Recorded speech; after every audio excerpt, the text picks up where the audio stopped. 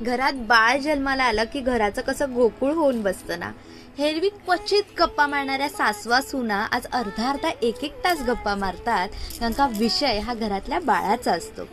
नवऱ्याचे सगळे लहानपणीचे किस्से ऐकायला मिळतात, कारण का सासूला त्याच्या मुलाचे लहानपणी आठवतं.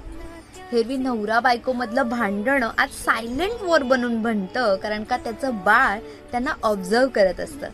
माहेरचे सगळे कॉल हे व्हिडिओ कॉलवर येऊन थांबतात आणि बघायचं फक्त बाळाला असतं. आज सगळ्या चौकशा फक्त बाळाच्या होतात, पण आई आनंदात असते. भावा बहिणीमधलं नाजूक नातं आज स्ट्रॉंग होऊन बनतं, कारण का मधलं हे बाळ सगळं घेतं. सगळ्या गोष्टी चेंज होतात, सगळं वागण्याची पद्धत चेंज होते, घरातले सगळे टायमिंग्स चेंज होतात, पण सगळीजण ते आनंदाने घेत असतात. खूप बाळ जन्माला आलं